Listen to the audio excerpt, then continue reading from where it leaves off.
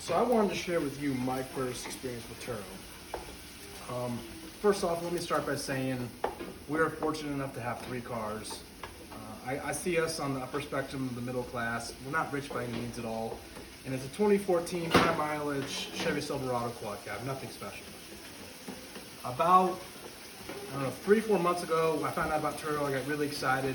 And I was almost going to buy one of my dream cars, the C7 Corvette Z06, and then pay for the car with Turo. If you watch YouTube, they say you can do this, and by all means, you probably absolutely can. But I have a friend who does Airbnbs, and he has a lot of Airbnbs. He's very well off, and he actually has a Lamborghini that he put on Turo, and he only used it once, and he advised me against it. So I didn't buy the car. But I just want to see how the process works, see if I can make some extra cash, some mailbox money, if you will. So I listed my daily driver pickup truck. This is a truck that has 2 car seats in it at any time because I've got 2 young kids, and I daily drive it. My third car is not an all-weather car, more of a toy than a car, but though I digress. So, I'm sorry, my daughter. So, we'll begin everything with, I live in Colorado, and that'll come into play here in a second. But I get a message the day after Christmas saying my truck's been booked for a booking, 24 hours.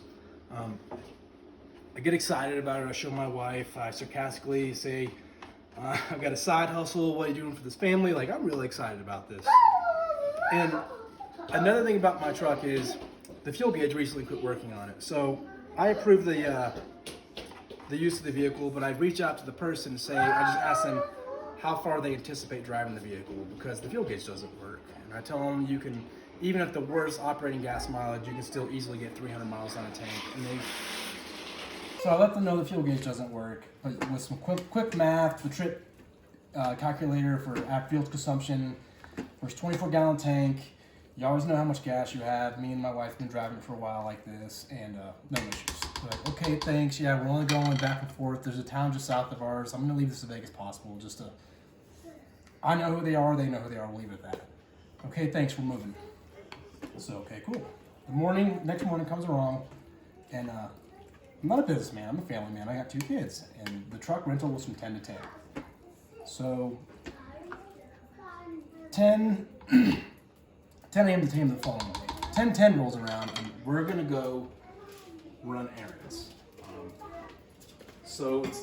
I didn't get to choose the pickup time, and honestly, it was kind of an inconvenience for me for what we were trying to do that morning, but it is what it is. So I don't hear a peep from them. I'm advertising my location via the app so they know where to come to pick the truck up. Nothing. So I shoot them a message through the app. And it's basically a chat, but all conversations are recorded. And I said, hey, I call them because you can also get the person's personal number. They have mine.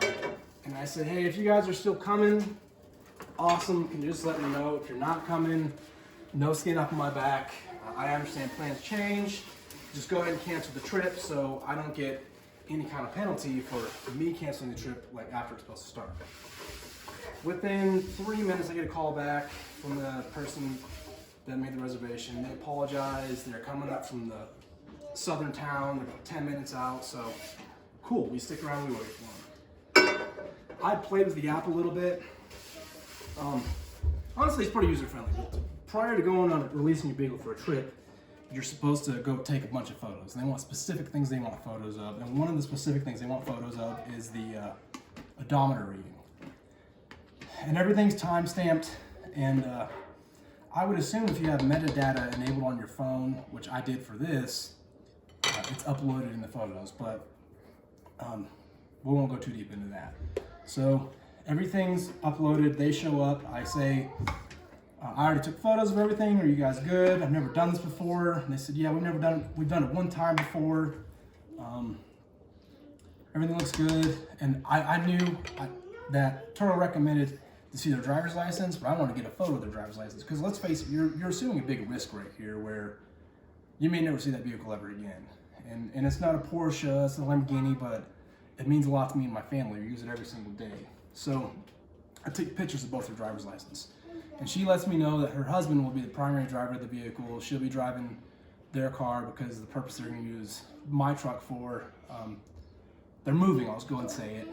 So I was like, okay, no problem. And then they leave, and I didn't talk to him at all. Like, initially I was really worried about this. I'm a guy that imagines like the worst thing in the world, like never gonna see my truck again. I'm like, should I contact OnStar and see where my vehicle's at? Because I have the where they can GPS track it. And I was like, no, I'll just let it go. So the next morning, we're down on the south side of town.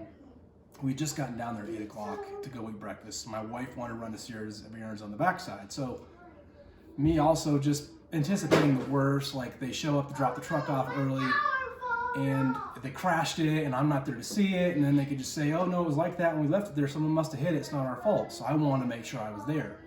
So drop off time is at 10 o'clock. I didn't call them, I messaged them through the app and said, hey, I'm on the south side of town, we have to run some errands, when do you anticipate dropping the vehicle off just so I can be there? And they said 10 o'clock, and I said, awesome, works for me, I'll see you then. That's it. That was literally the only correspondence I had with this person were those two messages, or rather the three. The asking them how far they're going to drive it, the phone call saying you're going to cancel or not, and then the message, this one here, saying when you plan to drop it off. So they come drop it off, and we're here, and they dropped it off. Like, if this actually became a huge thing, like I have a doorbell camera, so I have a timestamp of when they dropped it off. But anyways, they drop it off at 9:53, and I take the key out. They're really nice people. They say, okay, do I need to do anything? Like, no, we're good, man, we're good. And I was like, I literally shook both their hands and I said, thank you for being honest people. And they said, no problem, have a nice day. And they got in their vehicle, and as they're leaving, I was gonna go pull my vehicle in the driveway because they parked on the street. And instantly I open it up and I'm like, you've got to be kidding me, man. It smelled like weed in there. That's where the Colorado thing comes into play. You're legally allowed to recreationally smoke marijuana. I don't think you're allowed to do it while operating. I know you're not allowed to do it while operating a vehicle. And I don't smoke weed myself, so I know it stinks, or it has a very strong smell. So it could be in your clothes and it could get in your vehicle if what you did or didn't smoke. I mean, I honestly don't know. All I know is my truck has an overwhelming smell of weed. So I park it and go into my house, and I'm just sitting there. My wife's like, are you mad? And I'm like, go out in my truck and smell it and tell me what you think. And she walks out there and she makes this joke about some ganja in my truck, thinking she's funny. And I'm just like mad. And I'm doing the Turo closeout at that point, and I have to retake all the photos. And I take a photo of the odometer again, and like, you don't even punch in the numbers in Turo. It self-analyzes the photos of the numbers, like if you were doing a mobile deposit check.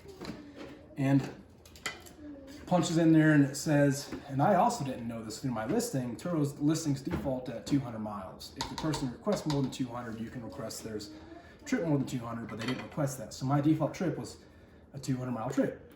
Well, they drove the truck 277 miles according to Turo. No skin off my back. I honestly wouldn't have really cared how far they drove the truck. The truck has like 90,000 miles on it.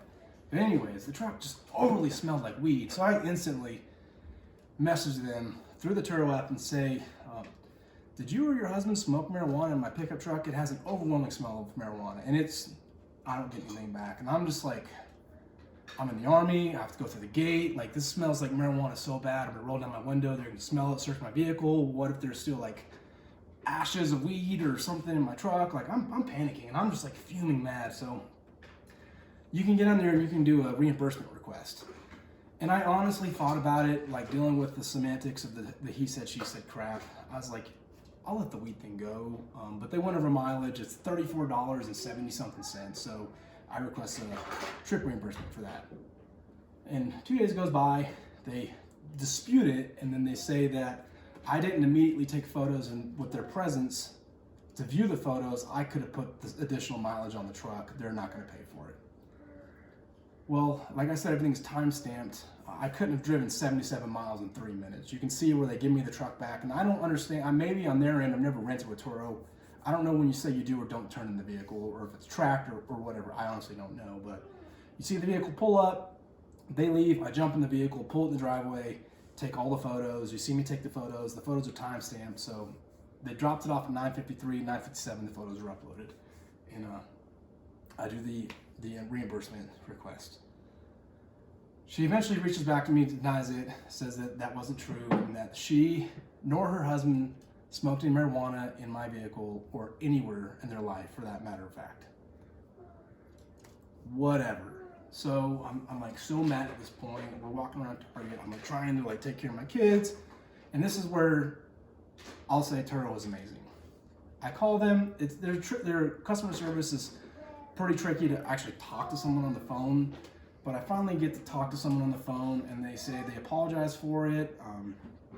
They went ahead and added the additional. They recommended that the rental reimbursement for $50 for cleaning my vehicle with smoke, and went ahead and approved that on the spot. They approved the over mileage because there's no way you can deny it. The photos are the photos. Like I can't drive my car in the future and then teleport in the past and then take the photo, which doesn't work like that.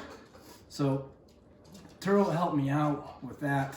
So I personally am never going to list my vehicle on Turo ever again because people don't take care of your stuff as you would take care of yourself, and sadly they're going to sell their character and their honesty over $34, which turned out to be $84. Sad people are going to sell their show short like that, but if you actually had an honest renter, I don't see there being any issue. Now, if you rented your vehicle out and there was damage done to it, because I was looking through all the things, because I initially want to make it more than just a smoke claim for $50, because like I said, I'm in the Army and this is jeopardizing my career. My kids ride in this vehicle every day, so you can make an actual claim, but you have to have a $20 deposit for the claim, and then it comes back false. You lose that money. There's legalities that you acknowledge. You could be sued for making a false claim by Turo, and I guess this is for damage previously existing, nothing like a marijuana smoker or anything like that in my case. And just users beware. I mean, it's a good way to make extra money. If you don't care about the vehicle whatsoever, it's something you bought from like a wholesale auction and you're buying it specifically to do this, go for it. We live in a neighborhood and I can't just keep a hoopty out in the front yard to do it, nor do I think people would want that. In my specific town, like you jump on Turo and it's like Tesla Model S's and Tesla Model X's. There was no pickup trucks. They chose mine because they said they were moving. Maybe they were, maybe they weren't, I don't know. The overall rental for that day was $74 and change, and I got $49 and change. I had the highest level of insurance to go with my vehicle for this rental. I'm normally insured with USAA. If something catastrophic would have happened, I don't know how USAA would have handled it, and that is what it is. So hopefully this helps you if you're thinking about doing it. Knowing what I know now, I never would have done it with that Corvette. Currently have a Corvette in my garage that is paid for, so I don't have to consider doing it, but no, I would not recommend it. That's my story.